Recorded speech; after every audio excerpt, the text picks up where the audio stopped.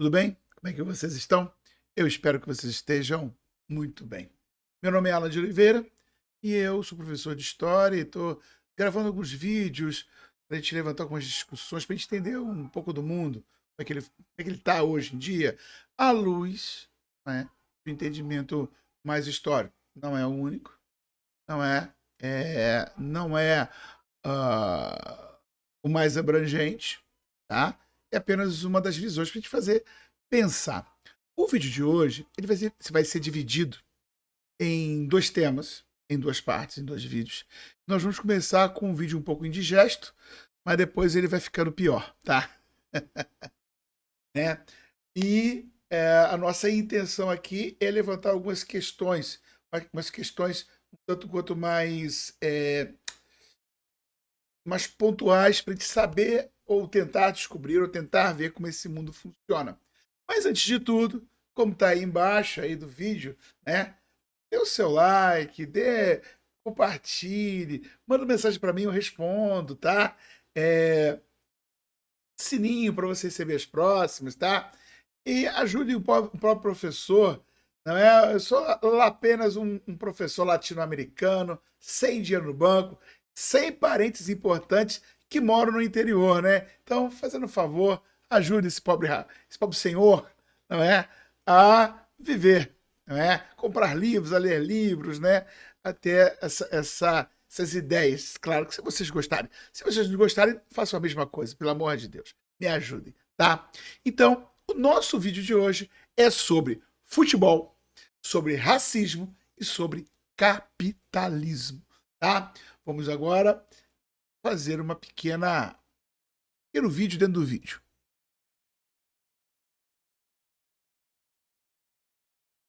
Vamos lá, esse é um vídeo do nosso amigo queridíssimo Vinícius Júnior e é sobre um pequeno pedaço do que ele enfrenta hoje. Ele tem ao todo 19 fatos isolados de racismo, né? Então isso é importante a gente entender, tá? Tá com um pouco de delay, é que meu computador não é lá dessas coisas, mas assim que a gente terminar o vídeo, eu acho que ele volta ao normal, não é? Vamos ao vídeo para a gente poder entrar no tema propriamente dito. Nas primeiras horas desta quinta-feira, a polícia de Madrid encontrou um boneco pendurado em uma ponte da cidade como se fosse uma simulação de um enforcamento. Ele estava com uma camisa do clube espanhol Real Madrid, com o nome de Vinícius Júnior e o número 20 que ele usa nas partidas. Essa ação foi cometida por torcedores do Atlético de Madrid, rival do Real Madrid na capital espanhola, antes da partida entre as duas equipes pela Copa do Rei. Essa foi só mais uma das recorrentes agressões que o atacante brasileiro vem sofrendo no país. Em setembro do ano passado, um convidado disse em um programa de TV que Vini deveria parar de dançar em suas comemorações, que deveria deixar de fazer macaquices. 2 dias depois, em mais uma partida entre Real e Atlético, torcedores do time rival cantaram do lado de fora do estádio: Vinícius, você é um macaco.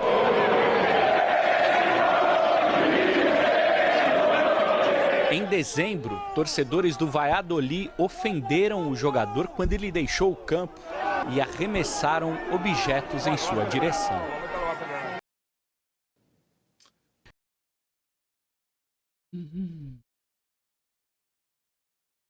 E aí, gente, tudo bem? Então, né? O vídeo que nós assistimos, né, do Vinícius Júnior, ele sofreu várias e várias ataques racistas, né, vários e vários ataques racistas, e nós temos que entender que isso não é um problema. Estranho eu falar isso, né? Isso é um sintoma. Sintoma de uma sociedade racista. Sintoma de uma sociedade, não é, preconceituosa. Mas de onde surgiu o racismo? Como é que a gente pode entender o racismo, não é, de uma forma mais ampla?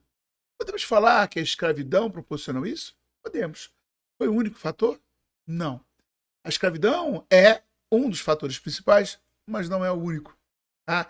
E ela se manifesta, o racismo se manifesta, a intolerância se manifesta de várias formas, não é? Hoje, depois que o Vinícius ganhou todos os prêmios, ganhou um prêmio maravilhoso de combate ao racismo aqui no Brasil, um tal de Punhol, acho que do Barcelona, falou que se o Vinícius Júnior se comportasse bem, as coisas poderiam melhorar, ou se ele mudasse sua atitude, as coisas poderiam mudar. Bem, esse é o primeiro fato. No Brasil, um comentarista Mansur como é que chama? Do G, não sei o quê, do G Esporte, né? Do Globo Esporte, eu sei lá de onde ele é. Eu sei que era da Globo. Fez um discurso inflamado, lindo e profundo sobre, não é, as reações que os torcedores do Fluminense tiveram ao ser hostilizados pelos torcedores do Boca Júnior, não é, provando, né, e dizendo que as pessoas deviam ter outra reação. É muito interessante ouvir uma pessoa que nunca sofreu preconceito falar de como as pessoas que sofrem preconceitos devem se comportar. Reparem que sempre uma troca de valores. Que troca é essa? Aquele que sofre tem que ter cabeça fria. Aquele que é agredido tem que ter o equilíbrio quase que budista ao reagir.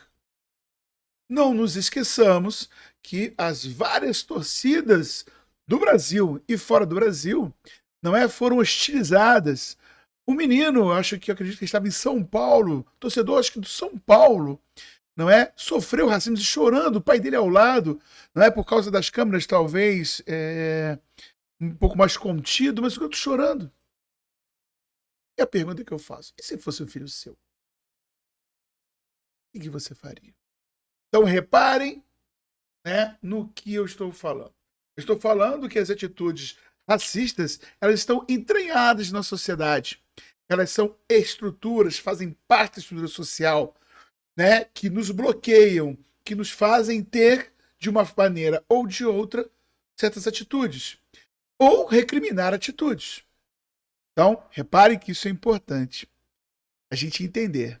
Então, Vinícius Júnior, ele não está sozinho. Ele não é o único. E, por enquanto, infelizmente, ele não será o último. Vou passar para vocês, mostrar para vocês algumas cenas um tanto quanto perturbadoras. Não é? E vou explicar o porquê eu estou passando. Bem,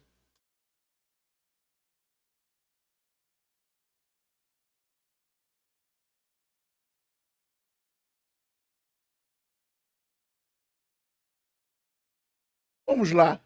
As cenas que os senhores e as senhoras, os senhoritos e as senhoritas veem, não é? São cenas de uma lamentável acontecimento.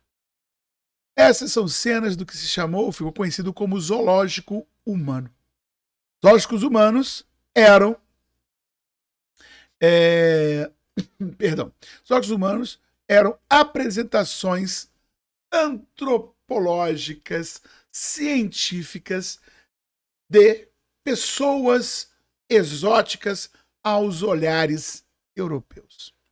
Então, os europeus, eles vão importar ou exportar para a Europa e Estados Unidos, pessoas que eles consideravam povos, consideravam exóticos. E vão demonstrar, vão colocá-los como se fossem animais.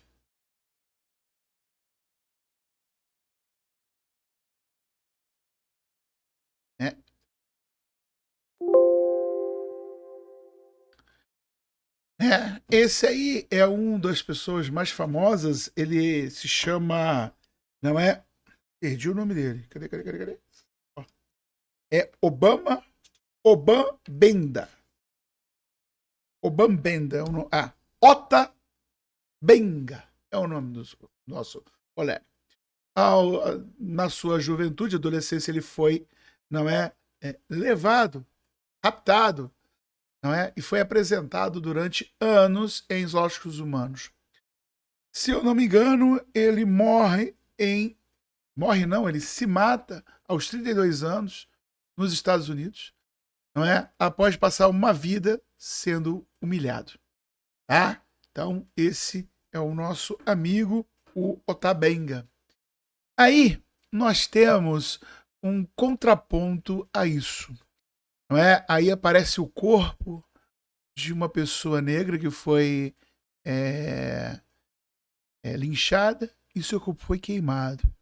Parem nos sorrisos das pessoas que fizeram isso. Esse jovem estadunidense, também assassinado pela Ku Klux Klan, né, está posando talvez para sua última foto. Aí a Ku Klux Klan estadunidense, tá, passeando pelas ruas de uma cidade sulista, completamente sem nenhum receio e dentro da lei. Aí, ó, é um dos pavilhões, não é, do zoológico humano. É outro pavilhão, podemos ver, não é? No zoológico do Jardim de Gales, não é? Que fica na Inglaterra. E aí, exposição de mulheres africanas, não é? Para a apreciação, para o estudo e curiosidade dos europeus. Aí são povos da Polinésia, né? Chamados pelos europeus da Polinésia, fazendo apresentações.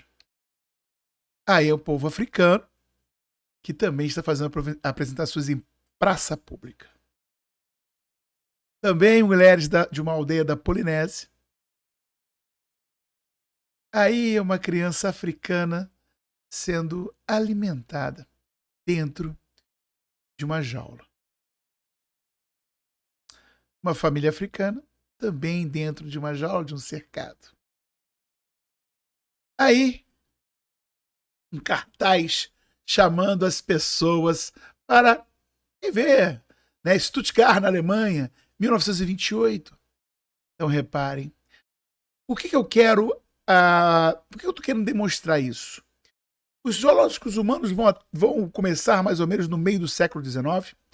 E a última apresentação vai acontecer em 1958, após o término da Segunda Guerra Mundial, que é em 45.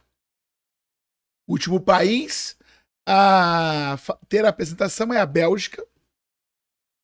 E ela só foi fechada porque algumas pessoas, alguns repórteres, pessoas da sociedade falaram que não ficava bem apresentar isso. Quero que vocês pensem um pouquinho. Se uma pessoa nasceu em 1950, ela viu o zoológico aos 8 anos. E hoje ela teria 73 anos. Ou seja, muitas das pessoas na Europa, mais velhas, provavelmente foram nesse zoológico humano. E não mudaram a sua forma de ver. E aí eu quero apresentar a vocês alguns dos motivos, não são os únicos, que vão corroborar, vão fazer valer, não é, esse tipo de visão. E aí nós temos o famoso racismo científico. O que seria o racismo científico? É uma pseudociência que vai entender, que vai tentar, né, explicar as diferenças econômicas através de uma superioridade natural entre os homens. Uma superioridade normal entre esses homens. Tá? Então, o racismo científico, ele é isso. Aí você tem 3 intelectuais brasileiros. Tá? Lombroso, o negro, é naturalmente propenso à criminalidade. Monteiro Lobato, a raça branca é superior a Monteiro Lobato. E Nina Rodrigues, né, outro intelectual, os códigos penais diferentes para raças diferentes. Reparem no que eu estou falando para vocês. Eu estou colocando para vocês, não é, que existe uma ideia de superioridade branca dentro da Europa. Esse racismo, ele é alimentado, não é? Por uma série de fatores. E como diz o nosso grande professor, hoje ministro Silvio de Almeida, o racismo ele é uma tecnologia, uma ferramenta do capitalismo. Então o capitalismo ele se vale do racismo para controlar corpos, para controlar grupos. E o racismo, o preconceito, o machismo, né, a homofobia são formas de controle de grupos dentro de uma sociedade. Evidentemente, não é uma coisa crua que nós possamos ver de antemão. Está regada a pseudo-tradições, pseudo-entendimentos de mundo, não é? A religião.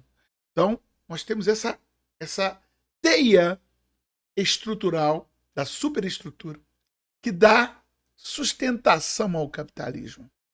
Então, quando nós nos colocamos,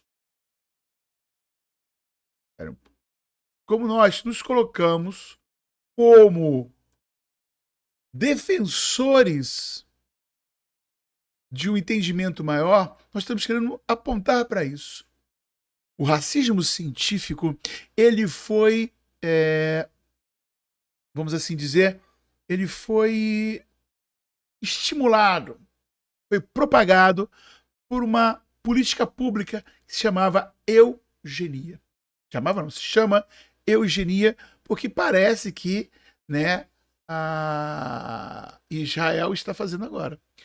O que é a eugenia? A eugenia é a política pública na qual você tem um extermínio ou você tem o apagamento, de preferência os dois, de certos grupos, numa tentativa de, entre aspas, muito entre aspas, de melhorar a sociedade.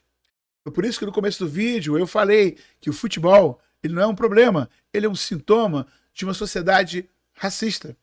A sociedade europeia como um todo, ela é racista. Todos os grupos neonazistas nos últimos anos, eles se fortificaram, se propagaram, se alargaram suas fronteiras.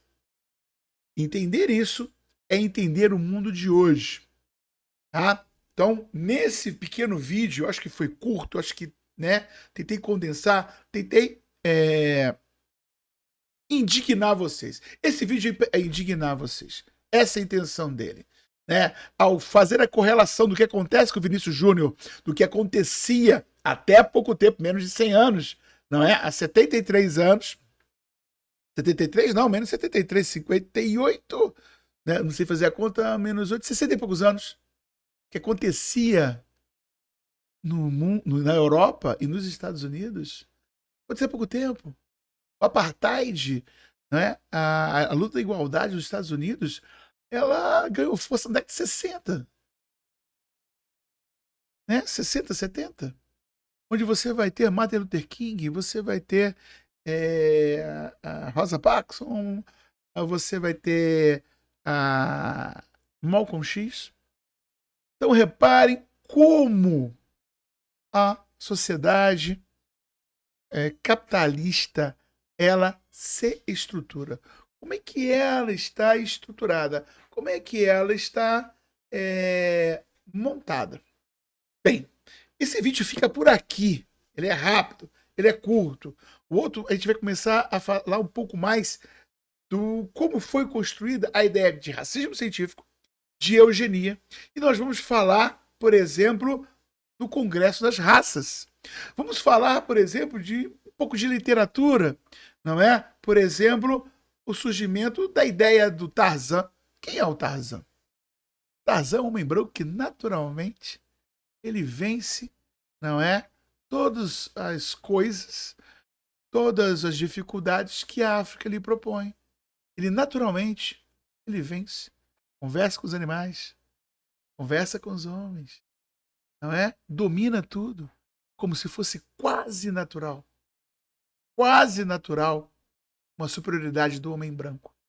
Então, repare, então, quando nós falamos sobre isso, quando nós apontamos que música, literatura, arte, filme, elas estão por trás de uma mentalidade, é porque é verdade, né? É só você comprovar, é só você ver, é só observar entre linhas, né? Vou fazer uma brincadeira aqui com vocês. Toda invasão do planeta Terra começa nos Estados Unidos, né? Né? Todo herói é americano, né? Agora que eles estão mudando um pouco, mas todo herói é americano, todo, todo, to- é, to- toda a solução do mundo, todo o heroísmo do mundo é estadunidense ou é europeu. Por que será? Né? Isso é uma mentalidade que é construída, é uma mentalidade que é repassada. Senhoras e senhores, quem for comigo desde já, eu agradeço muito. Esse vídeo foi um pouco mais conturbado, admito vocês, porque eu tenho limitações tecnológicas e técnicas, né? E para mim é um tanto quanto complicado explicar para vocês sem ver a cara de vocês. Por isso, por esse motivo, curtam. Por esse motivo, compartilhem. Por esse motivo, comentem. E por esse motivo, toca o sininho, tá? Muito obrigado, que todos estejam bem. Até a próxima.